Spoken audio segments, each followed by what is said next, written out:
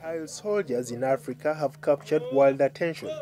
In Chad, thousands of children are kidnapped by armies and forced to fight.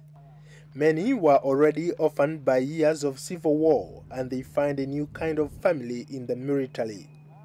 A new UN report says that children are still being recruited and used in combat by Chad's government and rebel forces. Some children are abducted, others join voluntarily. Anthony Leck is UNICEF's executive director. Children forced into unimaginable servitude by adults who regard them not as human lives to be nurtured, but as objects to be used for unspeakable purposes. In 2007, an agreement was signed between UNICEF and the government of Chad to step up efforts to get children out of armed groups and back into society.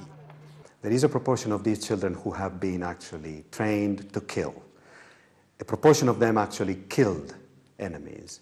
It's very difficult to overcome the psychosocial aspect of this trauma and get them back to a normal life that was poor. Under the agreement, the National Army now vets all recruits. Those identified as being under the age are sent to rehabilitation centers in the capital, N'Djamena. There, these former child soldiers receive education and psychological care and are taught new skills to help them integrate back into society. So far, more than 800 children have gone through this process. The former child soldiers carry the burden of separation from families and are often plagued by horrendous memories. Former child soldier Dawa Samana. During the 6 months we were tortured on the side of the road. I was hurt here, and here, and here, and on my arm. I was also hurt and injured on my head.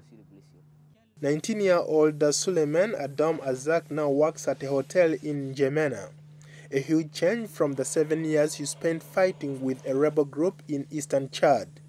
He says that when he first joined the armed group, most of the rebels there were aged between 10 and 14. He has found his second home here at the rehabilitation center, but normal life remains a huge challenge. Because you're young and you're trained and you spend all your time with rebels, you still feel the need to fight all the time, even though you're a civilian. You always feel the need to fight with people.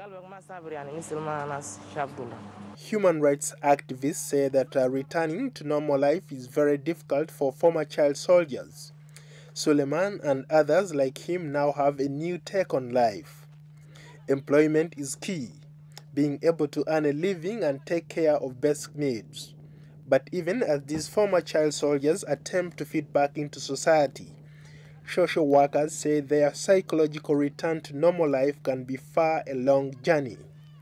Ndiho, VOA News.